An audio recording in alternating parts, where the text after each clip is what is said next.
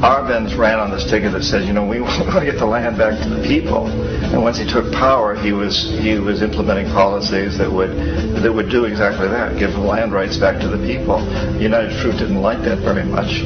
And so they hired a public relations firm, launched a huge campaign in the United States to convince the United States, the people, the citizens of the United States, and the press of the United States, and the Congress of the United States, that Arbenz was a Soviet puppet, and that if we allowed him to stay in power, the Soviets would have a foothold in this hemisphere. And that at that point in time was a huge fear on everybody's mind, the Red Terror, the Communist Terror. And so, to make a long story short, out of this public relations campaign came a commitment on the part of the CIA and the military to take this man out. And in fact, we did. We sent in planes, we sent in soldiers, we sent in jackals, we sent everything in to take him out, and did take him out. And as soon as he was removed from office, the new guy that took over after him basically reinstated everything to the big international corporations, including United Fruit.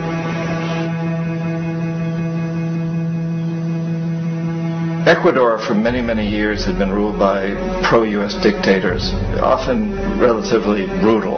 Then it was decided that they were going to have a truly democratic election. Jaime Roldos ran for office. And his main goal, he said, as president would be to make sure that Ecuador's resources were used to help the people. And he won, overwhelming, by more votes than anybody had ever won anything in Ecuador. And he began to implement these policies to make sure that the profits from oil went to help the people. Well, we didn't like that in the United States.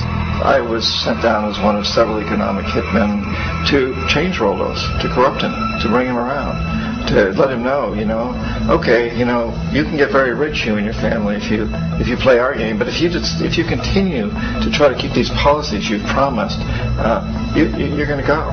He wouldn't listen. He was assassinated. As soon as the plane crashed, the whole area was cordoned off. The only people allowed in were U.S. military from a nearby base and some of the Ecuadorian military. When an investigation was launched, two of the key witnesses died in car accidents before they had a chance to testify. A lot of very, very strange things that went on around the assassination of Jaime Roldos. I, like most people who've really looked at this case, have absolutely no doubt that it was an assassination. And of course, in my position as an economic hitman, I was always expecting something to happen to Jaime, whether it be a coup or assassination, I wasn't sure, but that he would be taken down because he was not being corrupted. He would not allow himself to be corrupted the way we wanted to corrupt him. Omar Torrijos, president of Panama, was, one of my favorite people. I really, really liked him. He was very charismatic. He was a guy who really wanted to help his country. And when I tried to bribe him or corrupt him, he said, look, John, he called me Juanito. He said, look, Juanito, I don't need the money. What I really need is for my country to be treated fairly. I need for the United States to repay the debts that you owe my people for all the destruction you've done here. I need to be in a position where I can help other Latin American countries win their independence and be free of this terrible presence from the north that you people are exploiting us so badly. I need to have the Panama Canal back in the hands of the Panamanian people. That's what I want. And so, leave me alone. Don't try to bribe me. It was 1981. And in May, Jaime Roldos was assassinated. And Omar was very aware of this. Torrijos got his family together and he said, I'm probably next.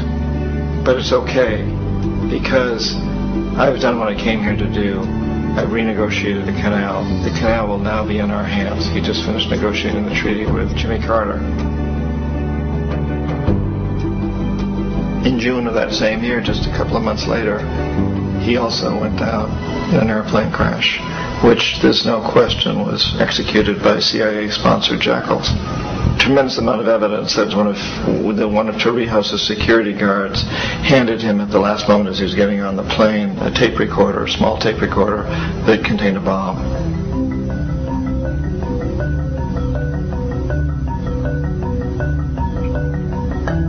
It is interesting to me how this system has continued pretty much the same way for years and years and years, except the economic hitmen have got better and better and better.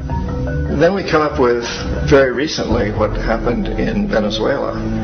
In 1998, Hugo Chávez gets elected president, following a long line of presidents who had been very corrupt and basically destroyed the economy of the country. And Chávez was elected amidst all that.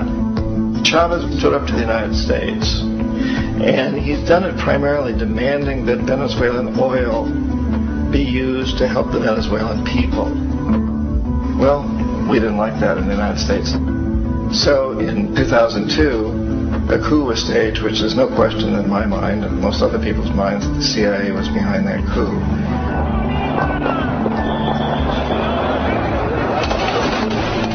The way that that coup was fomented was very reflective of what Kermit Roosevelt had done in Iran, of paying people to go out into the streets, to riot, to protest, to say this Chavez is very unpopular. You know, if you can get a few thousand people to do that, you get television can make it look like it's the whole country, and things start to mushroom. Except in the case of Chavez, he was smart enough, and the people were so strongly behind it that they overcame it, which was a phenomenal moment in the history of Latin America.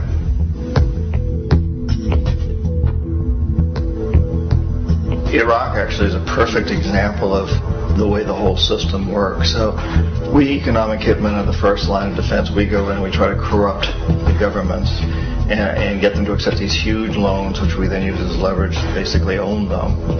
If we fail, as I failed in Panama with Omar Torrijos and in Ecuador with Jaime Roldos, men who refuse to be corrupted, then the second line of defense is we send in the jackals. And the jackals either overthrow governments or they assassinate. And once that happens and a new government comes in, boy, it's going to toe the line because the new president knows what will happen if he doesn't. In the case of Iraq, both of those things failed. Economic hitmen were not able to get through to Saddam Hussein. We tried very hard. We tried to get him to accept a deal very similar to what the House of Saud had accepted in Saudi Arabia, but he wouldn't accept it. And so the jackals went in to take him out. They couldn't do it. His security was very good. After all, he had one time worked for the CIA. He'd been hired to assassinate a former president of Iraq and failed, but he knew the system. So in 91, we send in the troops and we take out the Iraqi military. So we assume at that point that Saddam Hussein is going to come around. We could have taken him out, of course, at that time, but we didn't want him. He's the kind of strong man we like. He controls his people. We thought he could control the Kurds and keep the Iranians in their border and keep pumping oil for us. And then once we took out his military, now he's going to come around. So the economic hitmen go back in the 90s without success. If they'd had success, he'd still be running the country. We'd be selling him all the fighter jets he wants and everything else he wants. But they couldn't. They didn't have success. The jackals couldn't take him out again.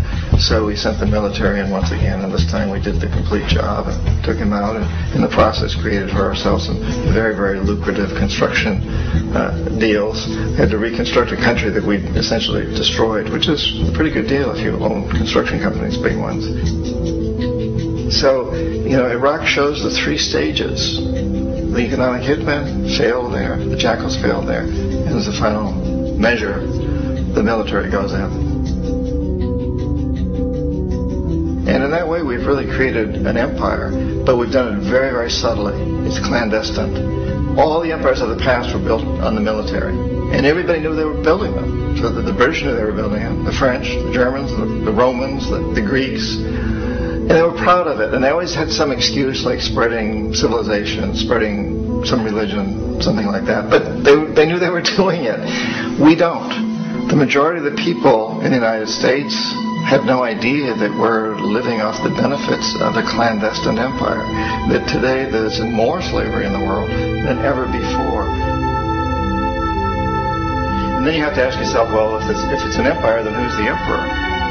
Obviously, our presidents of the United States are not emperors. An emperor is someone who's not elected, doesn't serve a limited term, and doesn't report to anyone, essentially. So you can't classify our presidents that way. But we do have what I consider to be the equivalent of the emperor, and it's what I call the corporatocracy. The corporatocracy is this group of individuals who run our biggest corporations, and they really act as the emperor of this empire. They control our media, either through direct ownership or